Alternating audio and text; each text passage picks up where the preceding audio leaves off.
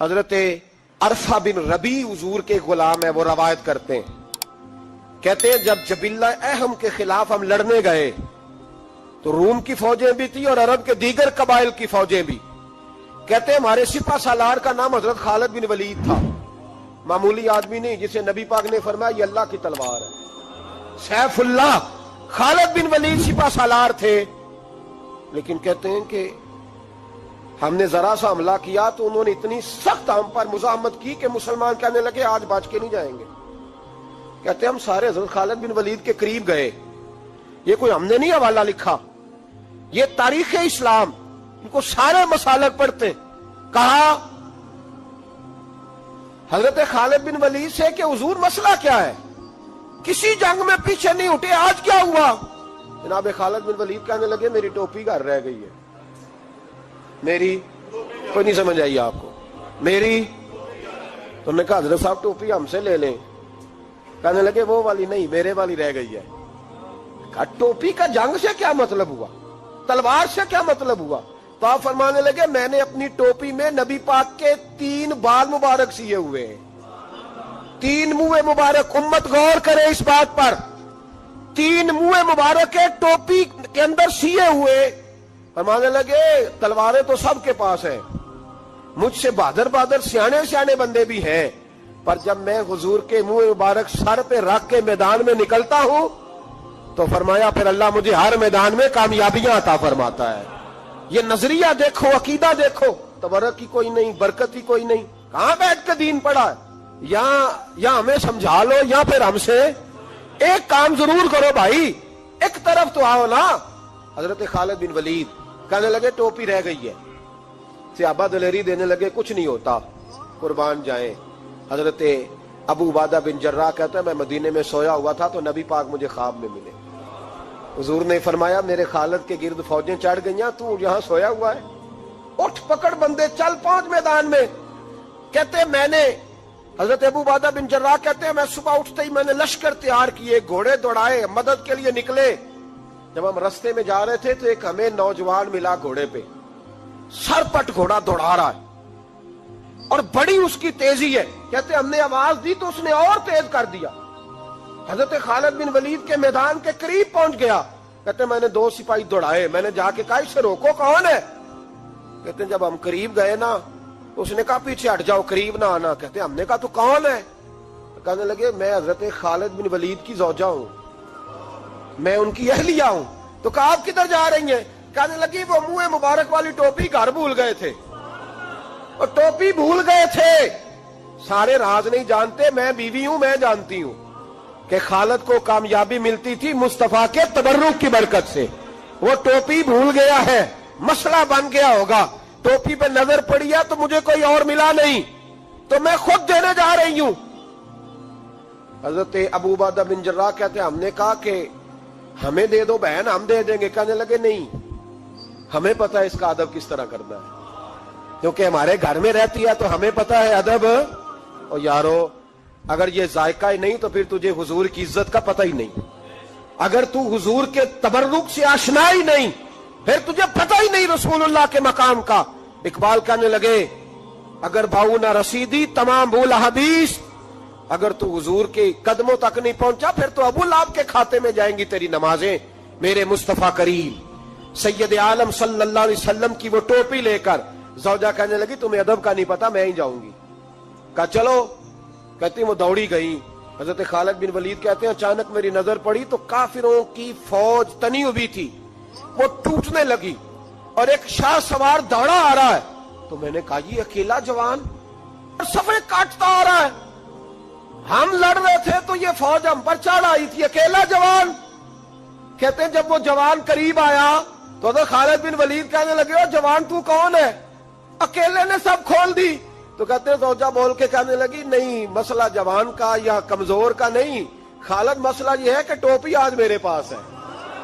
مسئلہ یہ ہے کہ ٹوپی آج اصل شے میرے پاس ہے تو اس لیے صفے کاٹتی جا رہی ہوں، ورنہ مجھے تو چھری بڑی مشکل سے چلانی آتی ہے. ٹوپی آج میرے پاس ہے. یہ ہے ارض جنت، یہ طیبہ کی زمین ہے، جنت بھی یہی، مال کے جنت بھی یہی ہے. یہ میرے محبوب پاک کے تبرک کی برکت ہے. حضرت خالد بن ولید رضی اللہ تعالیٰ عنہ کو زوجہ کہنے لگی ٹوپی آ گئی ہے. ٹوپی آئی ہے تو سمجھ لو فتح بھی آ گئی ہے. حضرت خالد بن ولید نے ٹوپی پہنی، اتنی دیر میں حضرت ابو عبیدہ بن جراح بھی آ گئے. کہنے لگے تگڑے رہنا، پہنچ گئے ہیں. تو حضرت خالد بن ولید کہنے لگے نام بھی پہنچتے تو خیر تھی، اب مصطفیٰ کے بال مبارک پہنچ گئے، اب حضور کے منہ مبارک. او بھائیو یہ تبرک حضور جہاں رکے. صحیح بخاری، صحیح بخاری، صحیح بخاری حوالہ میرے ذمے. تو مسجد نبی کی دیوار نہیں نہ چومنے دیتا، تو حضرت حلیمہ کے گھر کا بوسہ نہیں نہ لینے دیتا. صحیح بخاری. حضرت عبداللہ ابن عمر مدینے کے مفتی، جنہیں میرے نبی پاک نے فرمایا راجل صالح، یہ نیک آدمی ہے. وہ جب جاتے تھے نا بیت اللہ شریف مکہ معظمہ، تو وہ جگہ ڈھونڈ ڈھونڈ کے نماز پڑھتے تھے جہاں میرے نبی نے نماز پڑھی ہے. سارا بیت اللہ حرم نہیں، لیکن وہ جگہ ڈھونڈ ڈھونڈ کے جہاں میرے رسول نے نماز پڑھی ہے، حضور نے جہاں نماز پڑھی. بھائیو اگر حضور علیہ السلام کے قدموں کی مٹی سے پیار ہوگا تبھی تو مصطفیٰ سے ہوگا. لیکن یہاں یہ ظلم ہے امت کے ساتھ، یہ زیادتی ہے. میں کہتا ہوں کہ یہاں ہمیں بتاؤ ان حدیثوں کا کیا ترجمہ کریں، قرآن مجید کی آیات کا کیا ترجمہ. حضرت ام سلمہ حضور کی زوجہ ہیں، بخاری مسلم. ان کے پاس حضور کا ایک بال مبارک تھا، چاندی کی ڈیبیا میں بند کر کے رکھا ہوا. جو لا علاج مریض ہوتا وہ حضرت ام سلمہ کے پاس لایا جاتا. وہ کہتی پیالے میں تھوڑا پانی لاؤ. پیالے میں پانی آتا تو وہ منہ مبارک کو پیالے میں ذرا بھگو دیتی، کہتی لو پی لو، اللہ شفا عطا کر دے گا. لا علاج. حضرت انس بن مالک 10 سال حضور کی نوکری کی. لوگ پوچھتے انس کیا کمایا ہے؟ کہنے لگے جو کمایا ہے وہ صندوق میں بند کر کے رکھا ہے. 10 سال نوکری کی نبی پاک، جو کمایا بند کر کے. انتقال کا وقت آیا تو حضرت ثابت بنانی کو بلایا. آپ کے شاگرد تھے، کہنے لگے جب بکسا کھول کے لا. کھول کے لائے تو ایک ڈبیا نکلی، فرمایا اسے بھی کھول. جب اسے بھی کھولا ایک منہ مبارک نکلا. کل زندگی کی کمائی، نبی پاک کا اقبال مبارک کا. اس کا کیا کرنا ہے؟ فرمانے لگے جب مر جاؤں نا غسل دے کے تو میری منہ کھول کے زبان کے نیچے رکھ دینا. حضور اس کا کیا فائدہ؟ پر میں جب فرشتے حساب لینے آئیں گے من ربو کا بولیں گے، پہلا لفظ کہنے کے لیے منہ کھولوں گا تو سامنے حضور کا منہ مبارک ہوگا. پسے مردن فرشتوں نے جو تلاشی لی تو کیا نکلا؟ فقط ایک دل کے گوشے سے خیال مصطفیٰ نکلا. اور میرے اعلیٰ حضرت مشورہ دیتے ہیں، کہتے ہیں لحد میں عشق رخ شاہ کا داغ لے کے چلے. ہم نے اندھیری رات سنی تھی چراغ لے کے چلے. نبی کریم صلی اللہ تعالی علیہ وآلہ وسلم کو اللہ تعالیٰ نے اپنا آخری اور محبوب پیغمبر بنایا، تو حضور علیہ السلام نے تکمیل انسانیت کے لیے ساری ہدایات اپنے کرم سے اپنی امت کو عطا فرمائی. جب ہم یہ لفظ بولتے ہیں نا کہ نبی پاک کی سیرت کامل ہے، مکمل ہے، اکمل ہے، تو یہ ایک بہت بڑی بات ہے، یہ چھوٹی بات نہیں ہے. دنیا میں کوئی چیز بھی مکمل نہیں. آپ کروڑوں روپے کا گھر بنا دیں تو محسوس ہوتا ہے کہ کہیں نہ کہیں کوئی کمزوری رہ گئی ہے. دنیا میں کوئی چیز مکمل نہیں. اگر کوئی چیز مکمل اور کامل ہے تو وہ رسول پاک کی ذات گرامی ہے.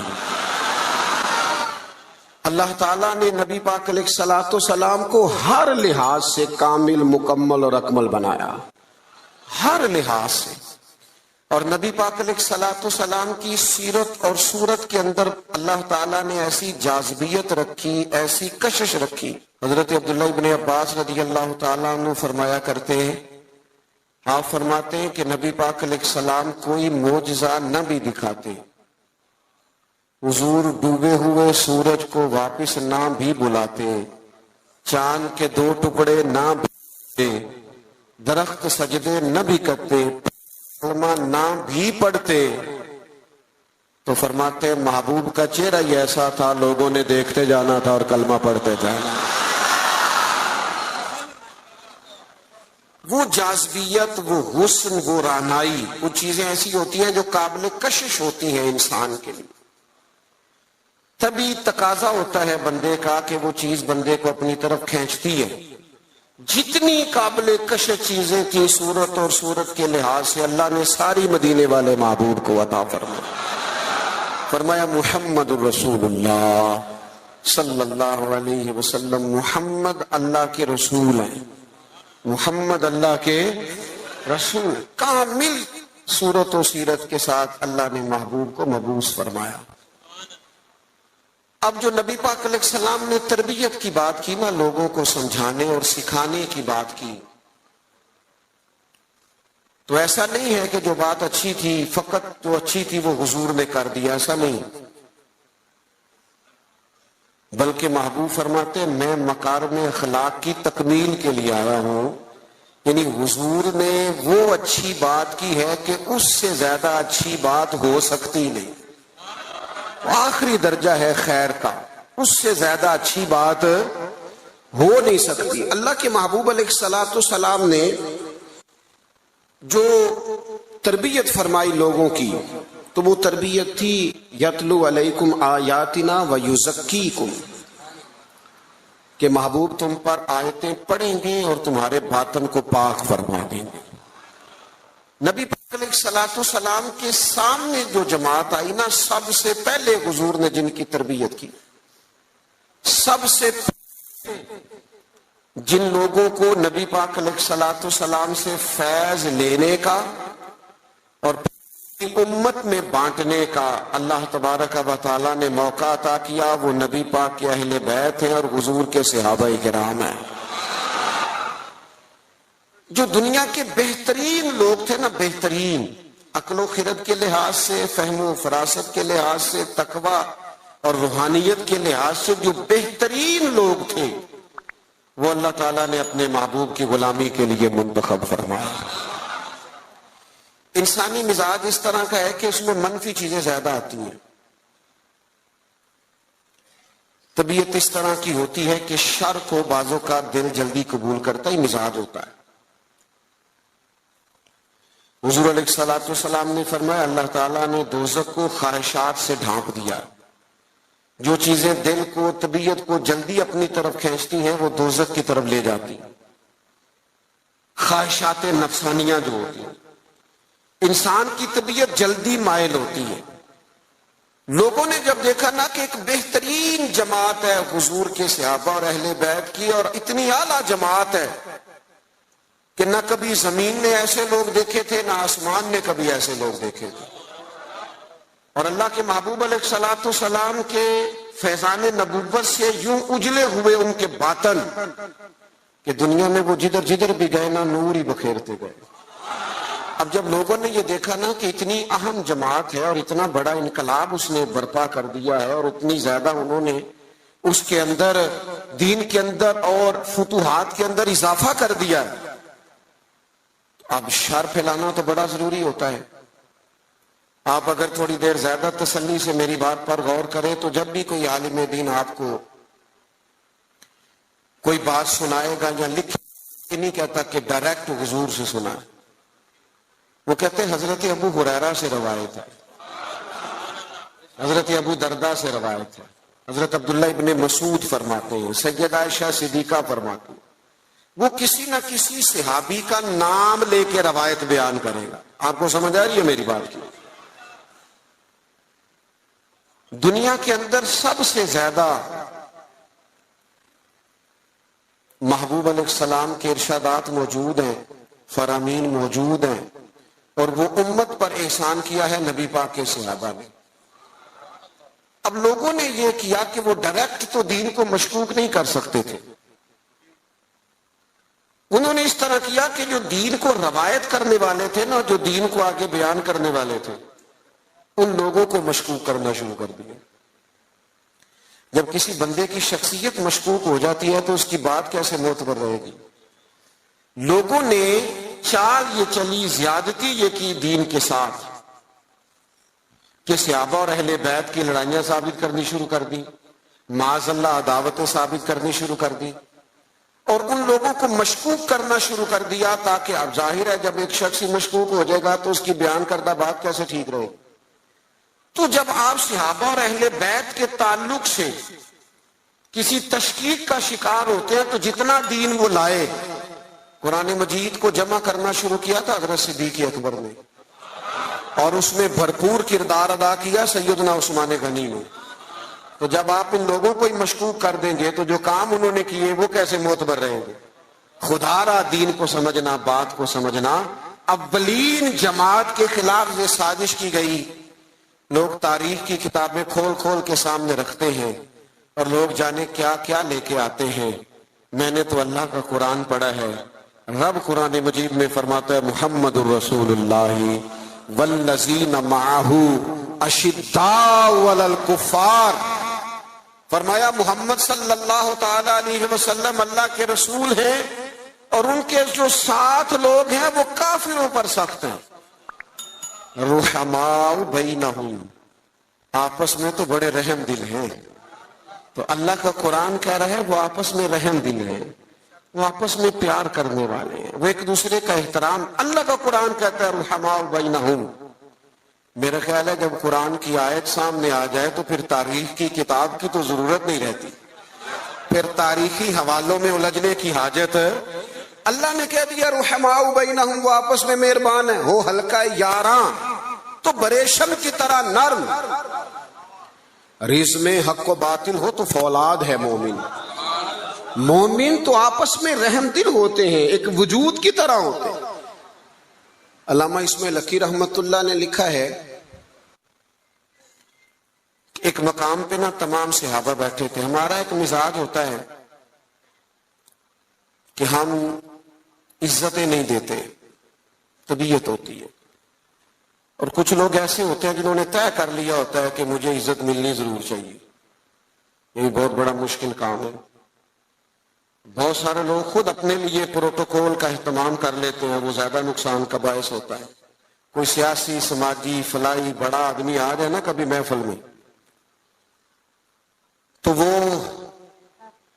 گردن اونچی کر کر کے دکھاتا ہے پیچھے کہ لو میں آ بھی گیا ہوں اور نقیب صاحب نے میرا نام ہی نہیں لیا. بہت سارے بندوں کی تعریف نہ کرو تو نیند نہیں آتی بیچاروں. یہ ابھی ہم آ رہے تھے نا، ہم نے اپنے میزبان کو ٹیلی فون کر کے کہا کہ مہربانی کرنا کسی استقبال کا اہتمام نہ کرنا. فقیروں اور وزیروں میں کوئی تو فرق رہنا چاہیے، کوئی تو فرق رہ جائے. یہ پہلے کہا، آنے سے پہلے کہا، پوچھ سکتے ہیں. اور میں آ رہا تھا تو ایک سنگی جو ہیں وہ جلدی سے گرنے لگے پیروں میں. میں آپ کو ذمہ داری سے کہتا ہوں آپ ہماری بات مانیں، جو کہہ رہے ہیں تو پھر ہمارا فائدہ ہے، ورنہ پیروں کی کیا بات ہے. میرے جیسے تو گناہ گار کے ہاتھ چومنے سے بھی آپ کو کچھ نہیں ملے گا، کوئی فائدہ نہیں. مان نام کے من دان، یہ تو مجھے آپ نے کرسی پہ بٹھا دیا ہے، ورنہ تو پتہ سارا ہے سردار نو کیتیاں دا ادا پردہ چپائے پلا ہو سی. آپ میں سینکڑوں لوگ ایسے ہیں جو مجھ سے 1000 درجے اعلیٰ ہیں.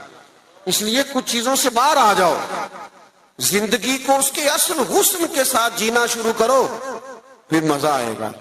کیوں؟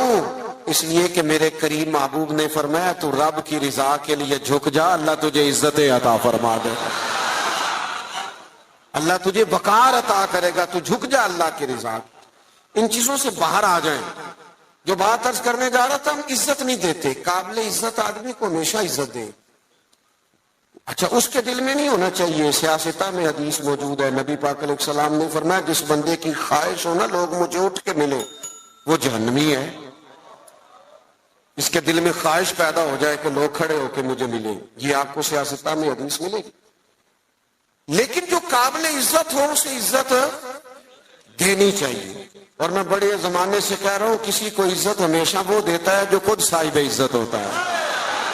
وہ صاحب عزت لوگ عزت والوں کو عزت دیتے ہیں. بات کی سمجھ آ رہی ہے آپ حضرات؟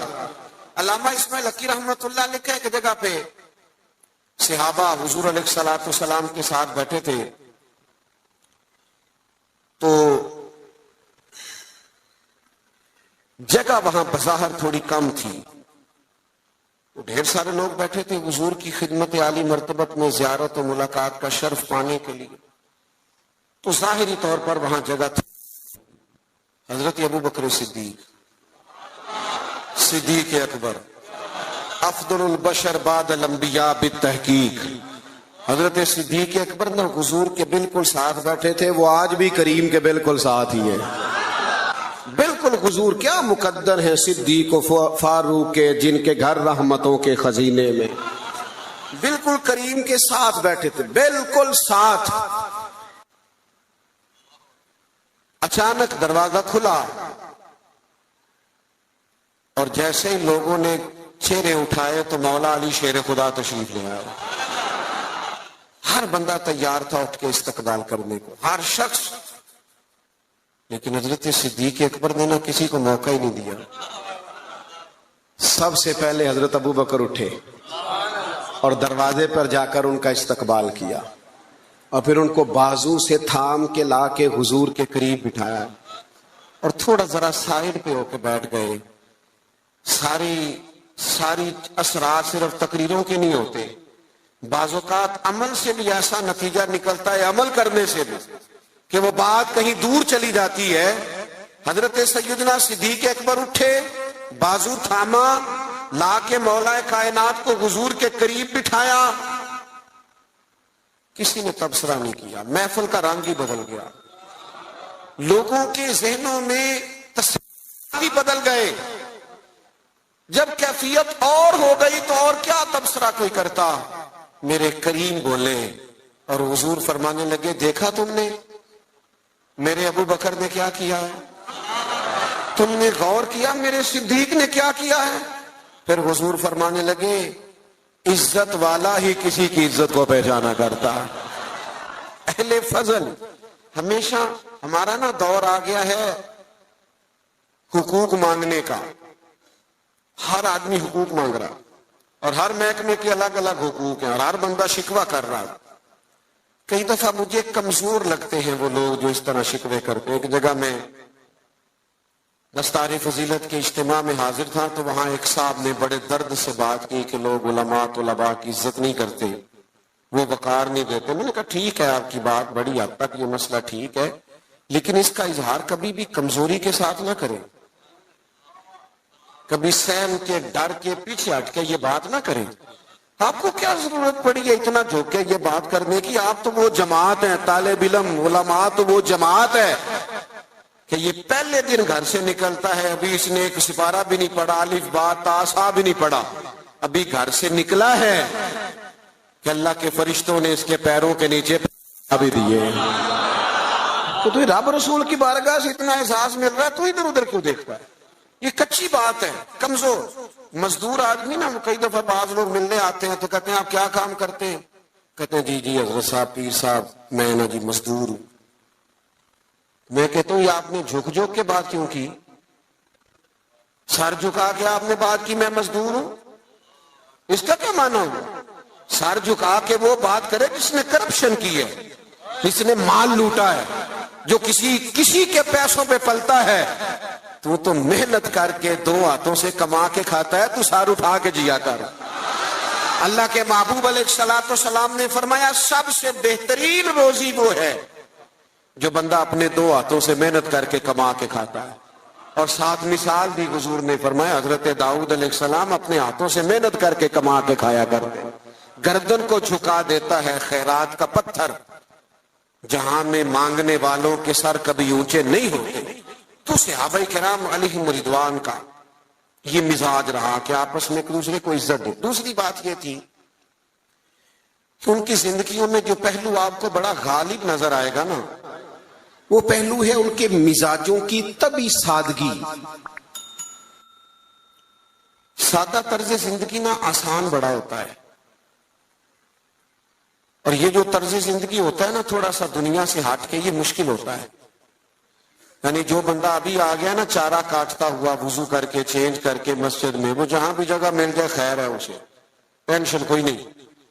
اور جس بچے نے 4-5 ہزار دے کے بال سیدھے کرائے ہوئے ہیں، وہ پریشان بھی بڑا ہے کہ میں نے اتنا خرچہ کر دیا، کوئی دیکھ ہی نہیں رہا میری طرف۔ یہ سادہ طرز زندگی بڑا آسان ہوتا ہے، بڑا۔ حضرت مولا علی شیر خدا رضی اللہ تعالیٰ عنہ کوفے کی جامع مسجد کے باہر کھڑے ہو کے فرما رہے، یہ حقیقتیں آپ کو پتا ہے مسائل کتنے بڑھ گئے ہیں ملک کے اندر۔ غریبی کتنی جڑیں پکڑ کے لوگ پیٹرول پہ بحث کرتے ہیں. پیٹرول پہ بحث وہ لوگ کرتے ہیں جن کی گاڑیاں بڑی ہیں. بڑے لوگ بڑی گاڑیوں والے وہ پیٹرول پہ بحث کرتے ہیں. چھوٹا غریب آدمی پیٹرول پہ بحث نہیں کرتا, اس کا پیٹرول سے لینا دینا کچھ نہیں. وہ تو اس بات پہ بحث کرتا ہے کہ یار بس کا کرایہ فی سواری 5 روپے بڑھ گیا ہے, روز دکان پہ جانا ہوتا ہے. اس کا تعلق اور چیز سے ہے. اللہ کرے آپ کو سمجھ آئے میری بات. یہ 15-20% طبقہ ہوتا ہے جو بڑی بڑی باتیں کرتا ہے اکانومی کی اور فلاں فلاں فلاں. آپ لمبی بات کر رہے ہیں. یہاں تو مسئلہ اس بندے کا ہے جس نے صبح روز 25 روپے جانے کے دینے ہیں, 25 روپے اس پر بوجھ پڑتا ہے, اس کا بجٹ متاثر ہوتا ہے, اس کو دشواری ہوتی ہے. تکلیف اس گھر میں ہوتی ہے جس میں رات کو بیوی اپنے شوہر سے کہتی ہے کہ میرا دل نہیں کرتا آپ کو تکلیف دوں, اور صبح جب بچوں نے جانا ہے نا اسکول, کالج, مدرسہ, تو ان کے پراٹھے پکانے کے لیے گھی کوئی نہیں میرے پاس. تو مہربانی سب روگاں دا روگ محمد جس کا نام غریبی, کنڈ ولا کے لنگ جاندے نہیں دوست یار قریبی. یہ سب سے بڑا دکھ ہے.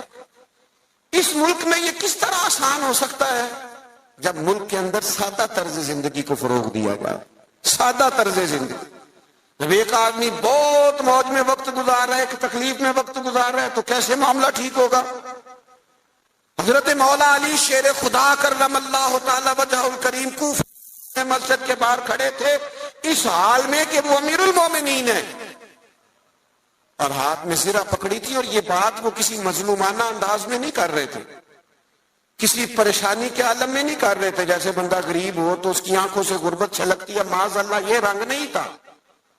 بلکہ وہ باہر کھڑے ہیں اور بڑے وقار کے ساتھ کہہ رہے ہیں یار یہ میری زرہ کو بندہ خرید لے, میرا طامت زیادہ پرانا ہو گیا ہے, اگر نئے خریدنے کے پیسے ہوتے تو میں زرہ نہ بیچتا. یہ کو بندہ لے لے مجھ سے, یہ لے لے. سادہ طرز زندگی, یہ سمجھے. یہ صحابہ اور اہل بیت کی شان ہے. آپ کو پتہ ہے نبی پاک علیہ السلام نے اپنی اولاد کے لیے دعا مانگی ہے, اے اللہ میری اولاد کو نا بقدر ضرورت روزی دینا. اور حضور دعا مانگتے تھے اے اللہ ایک دن پیٹ بھر کے روٹی دینا اور ایک دن کا فاقہ دینا. ایک دن کا فاقہ بھی حضور نے مانگا ہے. میرا میٹھا کھانا ہی سنت نہیں, فاقہ کرنا بھی سنت ہے. اس پر بھی توجہ کریں. یہ بھی حضور نے دعا مانگی. یہ بھی مانگ کے دیکھے کوئی اپنے لیے, یہ بھی حضور نے مانگی. مہینہ مہینہ چولہا نہیں جلا سیدہ فاطمہ کے گھر میں, مہینہ مہینہ. یہ ہمارے بچے نہیں میدانوں میں جہاد کر سکتے. وہ کیسے جہاد کریں گے جن کا ٹیشو پیپر کوئی اٹھاتا ہے, جن کی گاڑی کا دروازہ کوئی کھولتا ہے, وہ میدان میں کیسے نکلیں گے؟ سیدہ پاک کی اولاد پاک نے میدان میں ڈٹ کے مقابلہ کیوں کیا؟ اس لیے کہ ان کی اماں نے مہینہ مہینہ کھجور سرکے پہ گزارا کرنا سکھایا ہوا تھا. ان کی ماں نے سکھایا تھا 3 دن روزے رکھنے, اور کھجور پانی سے سحری, کھجور پانی سے افطار. جب گھر کے اندر یہ سادگی کا حسن ہونا تو پھر بچوں کو مشکل نہیں ہوتی میدانوں میں کھڑا ہونے, پھر وہ طاقتور ہوتے, اعصابی طور پر مضبوط ہوتے. ہم نے دولت جمع کرنے کے نام پر اپنی اولادوں کو کمزور کر دیا ان لوگوں کے مزاج میں. اور یہی منہج صحابہ کا ہے. حضرت عمر فاروق رضی اللہ تعالیٰ کو بندہ ملنے آ جاتا تھا نا کبھی, تو پوچھتا تھا تمہارے بادشاہ کا محل کہاں ہے؟ تو صحابہ فرماتے تھے ان کا محل کوئی نہیں, وہ یہیں تھے, کبھی مسجد میں مل جائیں گے. اور جا کے پوچھتے تھے جناب امیر المومنین کہاں ہیں؟ تو مسجد والے کہتے تھے یہیں تھے, کہیں باہر نکل گئے. باہر نکل کے پوچھا حضرت عمر کہاں ہیں؟ تو انہوں نے کہا وہ باغ ہے نا فلانا, اس باغ کی. تو اس نے کہا حد ہو گئی ہے, ہمارا تو بادشاہ گلی میں نظر آ جائے تو پورے علاقے کو پتہ چل جاتا ہے بادشاہ سلامت آ گئے. اور یہاں عجیب منظر ہے کہ امیر المومنین اور 22-24 لاکھ مربع میل کی حکومت, یہ سادہ طرز زندگی اسی کسے دے کچھ بھی نہیں لگتے. نہ کوئی ساڈا دردی تے نالے اٹھ بلیا چل اوتھے بسیے جتھے نہیں سنے, نہ کوئی ساڈی ذات پچھانے نہ کوئی سانو منے. یہ طرز زندگی، یہ انداز تکلم. حضرت سیدنا فاروق اعظم ادھر گئے ہیں ایک دفعہ نا، تمام صحابہ نے یہ ذرا اس کا مزہ لے کے دیکھیں، اس کا بڑا مزہ ہے. میں کئی دفعہ دوستوں سے کہتا ہوں روب کپڑوں کا نہیں ہوتا، روب کردار کا ہوتا ہے. ہاں کسی آدمی کا 6 کروڑ کا مکان ہو نا، بڑی سوسائٹی میں بڑی کوٹھی، تو پیسہ کرپشن کا ہو تو لوگ دروازے پہ کھڑے ہو کے کہہ دیتے ہیں 2 نمبر مال ہے. اور بندہ ٹوٹی ہوئی موٹر سائیکل پہ آئے، چھوٹا سا آفیسر ہو، چھوٹا سا ملازم، اور جس کرسی میز پہ بیٹھے وہ بھی ٹوٹے ہوئے ہوں، تو اس کے باہر دفتر کے دروازے پہ بڑے بڑے وزیر سفیر کھڑے ہو کے کہہ رہے ہوتے ہیں یار بندہ بڑا کھڑا ہے، نہ سفارش نہ جائے سنتا ہے، نہ رشوت لیتا ہے. اس کا مطلب ہے روب کپڑوں کا. ہمارے بزرگ تھے نا گجرانوالہ میں حاجی ابو داؤد محمد صادق صاحب رحمت اللہ علیہ، ہم بڑے بڑے لوگوں کو دیکھتے تھے، وہ حضرت سے ملنے کے لیے آتے تو کوشش کرتے پہلے کبھی امامہ باندھ لینا، اگر کوئی گھڑی چین والی ہے تو اتار لینا. اتنی بڑی پجاروں سے بندہ اترا ہے لیکن اپنا لباس ٹھیک کر رہا ہے. اور اپنا اس شخص کا حال یہ تھا، زندگی ساری رکشے میں سفر کیا، مکان مسجد کا، اسی میں زندگی بتا دی. کسی نے 1000 پہ نظر پیش کی تو کہنے لگے میرا تو اتنا خرچہ ہی نہیں، مجھے 50 دے جا گزارا چل جائے گا، تو غریب آدمی ہے، تو لے جا اپنے گھر میں کام کاج چلا. الہی تیرے سادہ دل بندے کدھر جائیں. او عزیز دوست، سادہ طرز زندگی، سادہ، یہ شان ہے صحابہ اور اہل بیت کی. اپنی زندگیوں میں نا یہ اعلیٰ کھانا کھا کے نا، روز مرغن غذائیں کھا کے پھر دوائیاں بھی کھانی پڑتی ہیں. سادی روٹی کھائے نا. میں نے اپنے ابا جی سے ایک دن پوچھا، میں نے کہا کھانے میں کیا پسند ہے؟ کہنے لگے پتر جی بھوک لگی ہوئے تے اچار دا بھی بڑا ہی مزہ ہے تے چٹنی دا بھی بڑا ہی سواد ہے، تے جے نہ لگی ہوئے تے پھر نخرے، یہ نہیں کھانا یہ نہیں کھانا. بھوک لگ جائے تو پھر سارا کچھ کھانے میں مزہ آتا ہے. حضرت عمر فاروق کو نا میٹنگ کر کے، صحابہ نے میٹنگ کر کے کہا، باقاعدہ میٹنگ ہوئی کہ جناب عمر سے کہنا ہے حضرت صدیق اکبر رضی اللہ تعالیٰ عنہ کے دور مبارک تک اتنی وسعت نہیں تھی، اب تو اللہ نے بڑی وسعت کر دی ہے، آپ کو بھی مال غنیمت میں بڑا حصہ ملتا ہے. اور اپنی جگہ حضور کا فرمان بھی بالکل درست موجود ہے کہ اللہ نعمت دے تو اثر دیکھنا پسند کرتا ہے. آپ کا کرتا کوئی پرانا پھٹا ہوا، اتنے پیبند ہیں کہ اب پیبند لگنے کی بھی جگہ نہیں. عمر سے کہنا کرتا نیا لے لیں. سب نے کہا بالکل کہنا چاہیے یار، بڑے بڑے وزیر ملنے آتے ہیں، بڑے بڑے ملکوں کے سفیر آتے ہیں، تو عمر سے کہنا ہے. سب کہنے لگے کہنا چاہیے کہنا چاہیے. ایک صحابی بولنے کہنے لگے چلو پھر اس بندے کا نام بھی بتاؤ جو عمر سے بات کرے گا. بندہ ایک چنو نا جو سیدنا عمر سے، ان کے روب کے سامنے کوئی بات کرے گا. ایک صحابی کہنے لگے ہے نا ایک بندہ جن کی بات نہیں ٹالیں گے. کہا وہ کون ہے؟ کہنے لگے مولا علی شیر خدا، ان کی بات نہیں ٹالی جائے. حضرت علی سے گزارش کی آپ مہربانی کریں. حضرت عمر سے کہیں. جناب علی کہنے لگے بات تمہاری ٹھیک ہے، کرتا نیا لینا بھی چاہیے اور اللہ نعمت دے تو اثر دیکھنا پسند کرتا ہے، اور عمر سے کہنا بھی چاہیے، یہ بھی ٹھیک ہے، میں کہوں گا تو عمر مان لیں گے. لیکن چونکہ میں ہم راز ہوں، میں طبیعت جانتا ہوں، میں کہوں گا تو مان لیں گے، پر یہ والی بات میں نے بھی کوئی نہیں کرنی. کوئی اور کہو تو کرا دیتا ہوں، یہ والی نہیں میں نے کرنی. کہا پھر کوئی رستہ ہی بتا دیں. تو حضرت علی کے پاس رستے تو سارے ہیں نا، جانتے تو سارے ہیں نا، وہ باب مدینہ العلم ہے. حضرت مولا علی کہنے لگے رستہ ہے نا، سیدہ عائشہ صدیقہ وہ ماں ہے نا مومنوں کی، تو ماں کی بات ٹالی نہیں جا سکتی، ماں تو ماں ہوتی ہے. سیدہ عائشہ صدیقہ رضی اللہ تعالیٰ عنہ سے کہا آپ کہیے. تو سیدہ فرمانے لگی ٹھیک ہے. فوراً حکم دیا جناب عمر آئیں. انہوں نے بھی چند منٹ بھی نہیں لیے، فوراً حاضر ہوئے. ہر جگہ پہ نا بحث نہیں کرنی چاہیے، کچھ جگہ غلامی بھی کرنی چاہیے، چپ کر کے بھی مان لینی چاہیے. سانو قید سجن دا گہنا ہے، او جینجے رکھے اونج رہنا ہے، کبھی مان لینا چاہیے چپ کر. حضرت عمر دوڑے گئے، اماں جی میں حاضر ہوں. کہا امیر المومنین نے ایک بات کر لی، آپ حکم کریں.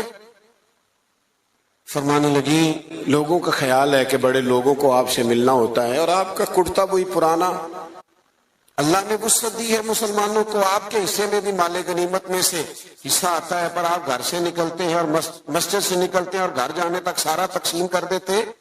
ایک کرتا لے لے، کیا حرج ہے؟ کوئی بات نہیں، کوئی تفصیل نہیں، کچھ نہیں. حضرت عمر چپ کر گئے. کہنے لگے اماں جی آپ کا حکم آ گیا، شام سے پہلے پہلے لے لوں گا. ہاں ہاں سانو قید سجن دا کہنا ہے، وہ جینج رکھے ایسا اونج رہنا، یہ حضور کی نسبت ہے، اس کا اکرام ہے. میں شام سے پہلے لے لوں گا، لیکن اگر آپ اجازت دیں تو ایک بات کر لوں چھوٹی سی. سیدہ کہنے لگی عمر کر لے. تو جناب عمر بات کرنے سے پہلے رو پڑے. کہنے لگے اماں جی یہ جو کرتا میں نے پہنا ہے نا، میں حضور کے زمانے میں بھی اسی طرح رہتا تھا. ابو بکر صدیق جب مجھے مشوروں کے لیے بلاتے تھے تو اسی طرح پیبند والے کرتوں میں جایا کرتا تھا. آپ حکم کریں گی تو شام سے پہلے پہلے لے لوں گا، لیکن میں اسی طرح رہتا تھا. اس طرز زندگی میں مجھے قرار ہے. تھوڑی دیر سناٹا چھا گیا، جواب کوئی نہ آیا. جب جناب عمر نے توجہ کی تو سیدہ عائشہ کے رونے کی آواز آ رہی. تھوڑی دیر کے بعد فرمانے لگی عمر جو صحابہ نے کہا وہ بھی ٹھیک تھا، لیکن جو آپ کہہ رہے ہیں وہ تو بالکل ہی ٹھیک ہے. آپ اپنے حساب سے جیئیں. ایک تو آپس میں محبت احترام، اور دوسرا طرز زندگی سادہ، اور تیسرا آپ ساری کتابیں پڑھ لیں، سیدہ فاطمہ، مولا علی، حسنین کریمین علیہم رضوان کی سیرت پر ساری کتابیں، ہر کتاب میں لکھا ہوگا کہ گھر میں مہینہ مہینہ چولہا نہیں جلا، روٹی نہیں پکی. ہر کتاب میں لکھا ہوگا. لیکن مزے کی بات یہ ہے جس نے یہ لکھا ہے نا مہینہ مہینہ چولہا نہیں جلتا تھا، اس نے 2 صفحے چھوڑ کے یہ بھی سبھی نے لکھا ہے کہ گھر میں مہینہ مہینہ چولہا نہیں جلتا تھا، پر جو دروازے پہ آتا تھا اسے جھولی بھر کے عطا فرماتے تھے. مالا والے سخی نہیں ہوں گے کہ سخیاں کل مال نہیں ہوں. مالا والے سارے نہیں، کچھ ہوتے بھی ہیں اللہ ماشاءاللہ. مالا والے سخی نہیں ہوں. سخیاں کل مال نہیں ہوں. ہاں ایتھے اوتھے دوویں جہانی سخی کنگال نہیں ہوں. یہ بھی بات پکی ہے. یعنی غریبی میں سخاوت، وہ ہمارے ہم نے یہ سمجھا ہے کہ سخاوت کروڑوں اربوں سے ہوگی، لاکھ آئیں گے تو سخاوت ہوگی، یہ ہم نے سمجھ لیا ہے. حالانکہ نبی پاک علیہ السلام نے تو یہاں سے سخاوت شروع فرمائی ہے. حضور فرماتے ہیں کہ گوشت پکاؤ نا تو شوربہ زیادہ کر لیا کرو، اور اپنے پڑوسی کو بھی سالن میں شامل کرو.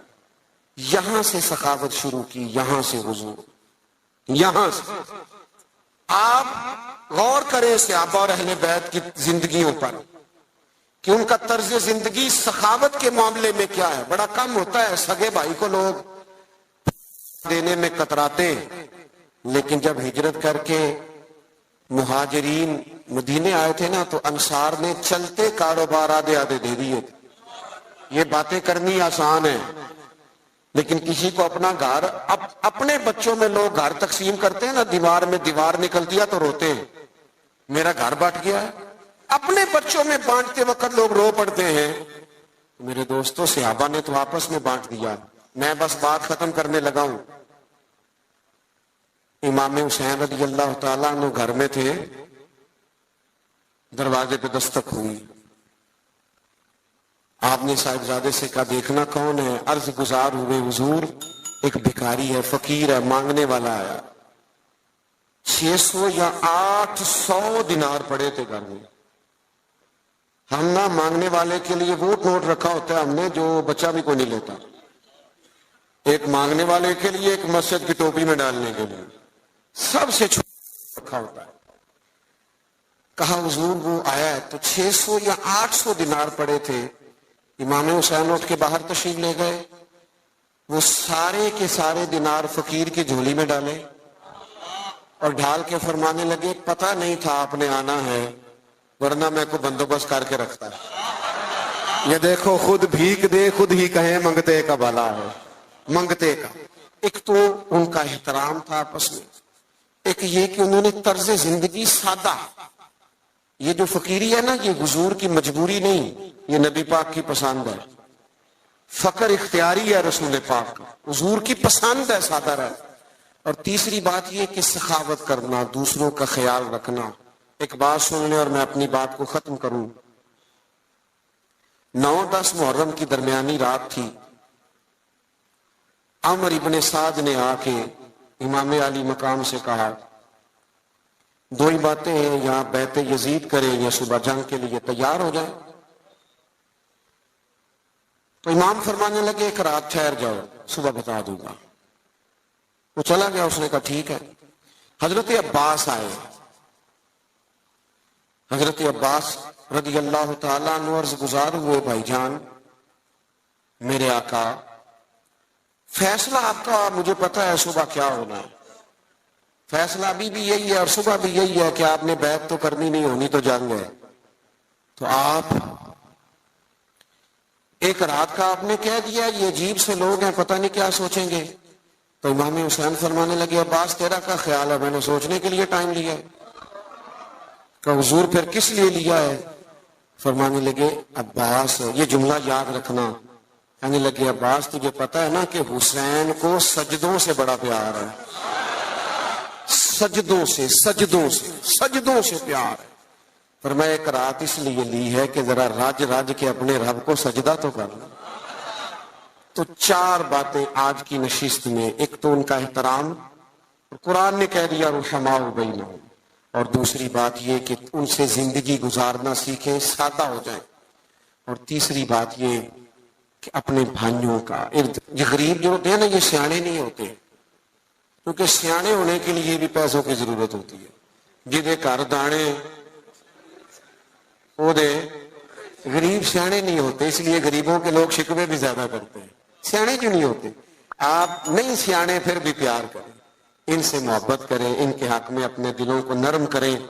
اور تیسری بات یہ کہ اپنے دوستوں کو، اپنے رشتہ داروں کو ضرور صلہ رحمی سے نوازیں. اور چوتھی بات یہ کہ سجدے کا، عبادت کا ذوق پیدا کریں. اچھا نہیں لگتا بزم میں تیزی سے آنا اور چلے جانا، لیکن ہم مجبور لوگ ہیں. ہم ایک جگہ پہنچ رہے ہوتے ہیں تو دوسری جگہ سے فون آ رہے ہوتے ہیں. وہ یہ بھی نہیں پوچھتے نکلے ہو کہ نہیں، وہ پوچھتے ہیں پہنچے کتنے ہو. تو یہ اسی محبت میں یہ ٹائم سیٹ ہو گیا تھا. پروگرام آگے چلے گا نہیں؟ محفل ابھی چلے گی نا محفل. سید صاحب قبلہ موجود ہے. ایک بات اپنے ذہن میں اچھی طرح رکھیں، محفلیں سرکار کی ہیں، بندے آتے جاتے رہتے ہیں. میں دیانتداری سے کہہ رہا ہوں آپ کو، اور پہلے بھی کہہ چکا ہوں، پھر کہتا ہوں، ہم نظریات کے قائل ہیں، شخصیات کے قائل ہیں. قطعاً محفل کا ماحول آپ خراب نہ کریں. آپ اگر محفل میں اطمینان سے بیٹھیں گے تو اللہ کے گھر میں باوضو بیٹھو، مجھے تسلی ہوگی قلبی طور پر. ولی مشہد مرسلی تیری ناموس و حرمت کے ہم ہیں امین، تیری ناموس و حرمت کے ہم ہیں امین. بعد مکہ مدینہ کے تیرا حرم، قرۂ ارض پر محترم محتشم. تیری مٹی کو چھو جائے جس کی جبی، رب رحمان کا خاص اس پر کرم. چپ چپا تیرا نور کی کہکشاں، تیرا صخرہ و گنبد بہانہ فری، تیرا صخرہ و گنبد بہانہ